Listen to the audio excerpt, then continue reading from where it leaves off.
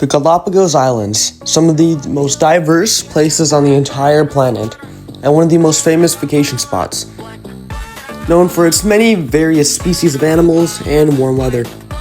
Now, what would happen if we went back in the past and put a velociraptor on the Galápagos Islands? The velociraptor, coming in at around 6 feet in length, 2 to 3 feet in height, and around 40 pounds at the high end, is a pretty crafty animal.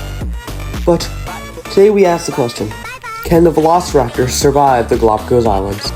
Now, before we start, if you do enjoy this speculative evolution, then let me know, because I'd be happy to make a series. But anyways, let's dive in. The velociraptor was a small dromaeosaur that lived in ancient Mongolia back in the late Cretaceous period. That was not that big, getting around 6 feet, 2 to 3 feet in height, and around 40 pounds. It still was pretty crafty. Along with some speculative gliding abilities, this thing was truly a brilliant animal. Its diet focusing mainly on small rodents and other small mammals, small lizards, and carrion from dead animals. It had a pretty decent diet overall. Now let's see how it stacks up against the Galápagos Islands and what they have to offer. Can it survive? Well, let's find out. The 3 categories we'll cover is the habitat, how it does in that, prey, how well it finds food, and competition, to see if it can actually thrive, starting with habitat. The first biome is the arid biome. Overall, it's basically kind of like ancient Mongolia, so it does kind of work. Not a bad spot for a velociraptor. So yeah, not too shabby overall. Next up is a transition zone, which is also not a bad area, providing shelter, and overall has the fresh water source for Galápagos Island, so this is a good spot.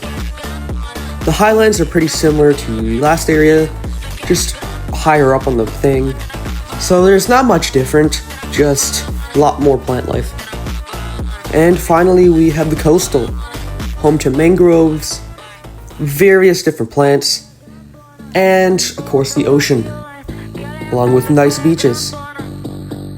Overall, the velociraptor scores a 6 out of 10 for habitat, due to being able to adapt to only a few, but mainly a lot of them hold it back due to salt water, and that being difficult for the raptors to process.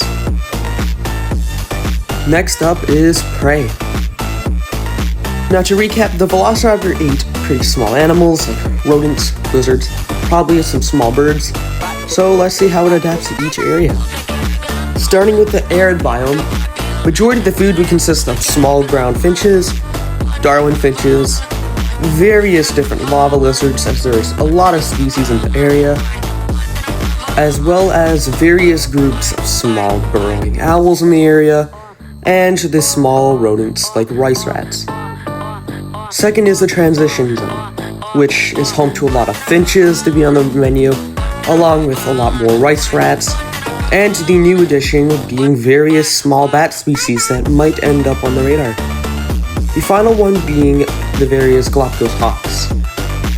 Third, we have the highland zone, which is also home to many finches to be on the menu, bunch of lava lizards, and Galápagos tortoise hatchlings is on the menu, along with various seabirds and flycatchers, so there's a lot of them.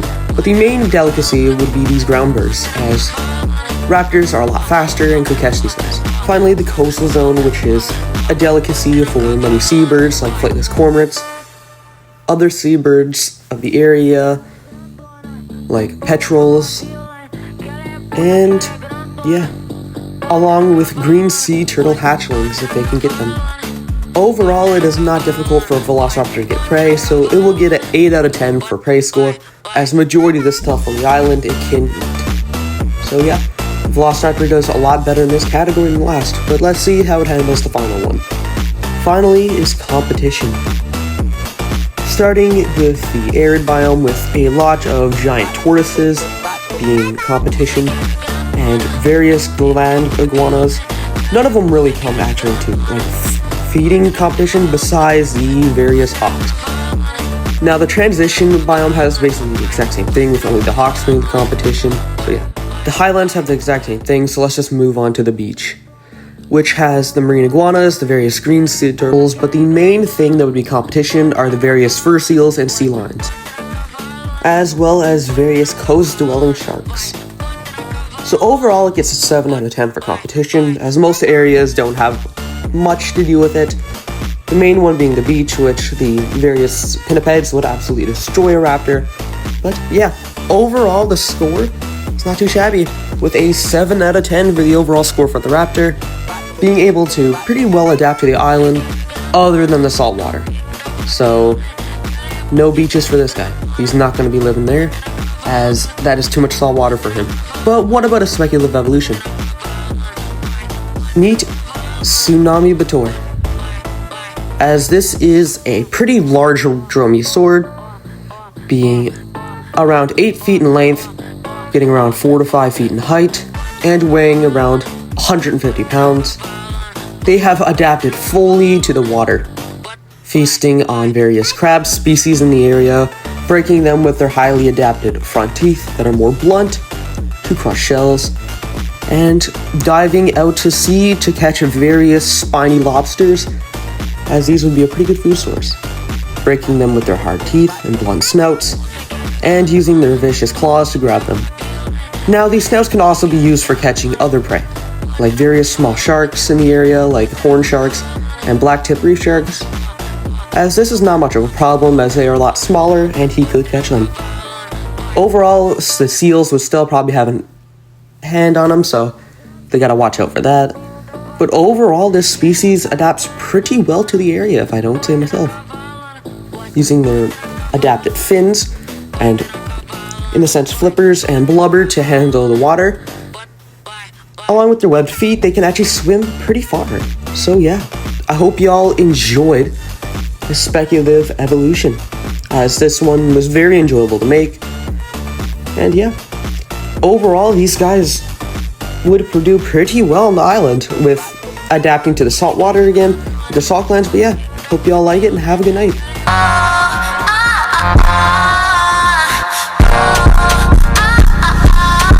Noche caliente.